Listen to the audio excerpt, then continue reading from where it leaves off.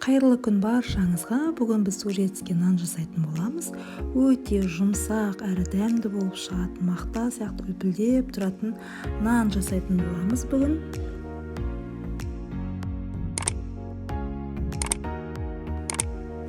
Қажетті заттардың мөлшерін видеоның астындағы описание бөліміне қалдыратын боламын. Ыдысымызға суды құйып, тұз, секер, жұмыртқаның ағын, сұйық май және ашытқы салып жақсылап араластырамыз. Содан кейін жұмсақ етіп қамыр илейтін боламыз.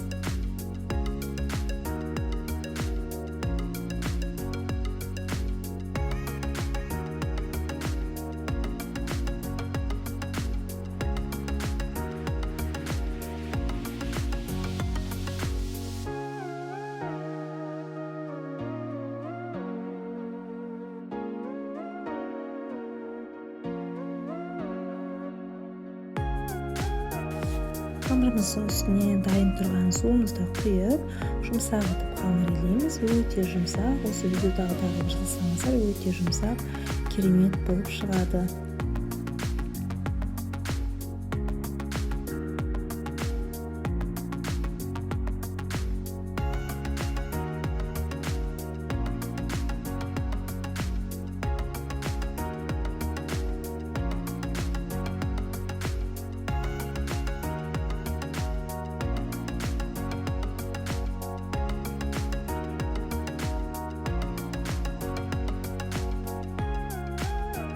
Дайын болған қамырымыздың бетіне сұйық май жағып, бетін жауып 1 сағатқа жылы жерге қоямыз.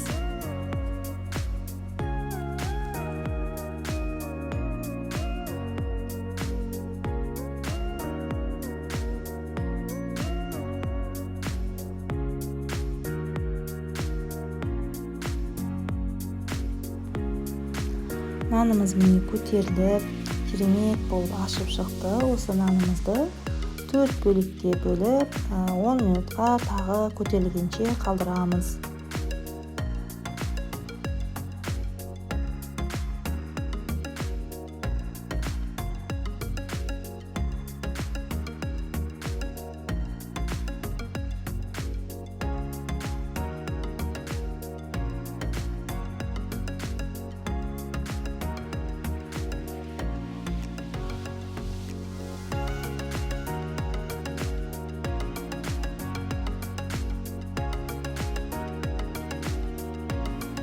Нанымызды осылай қолмен немесе оқтаумен жасасаңыздар да болады. Маған осылай жасаған ыңғайлы.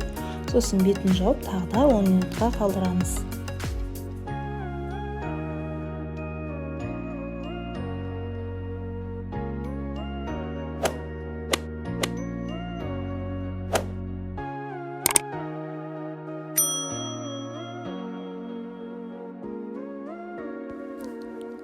Міне нанымыз дайын. Бетіне жұмыртқаның сарысын жағып, күнжіт немесе мак сепсеңіздер болады.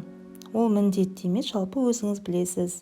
Қызып тұрған пеште 200 градуста 15-20 минутта пісіріп аласыз.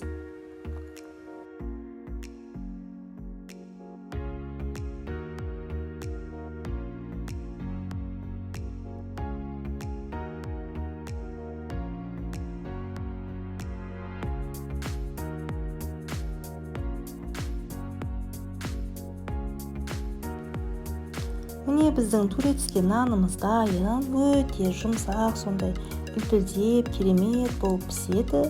Егер де менің осы салған видеом сіздерге ұнаса, арнама жазылып, лайк басып кетіңіздер. Баршаңызға ас болсын.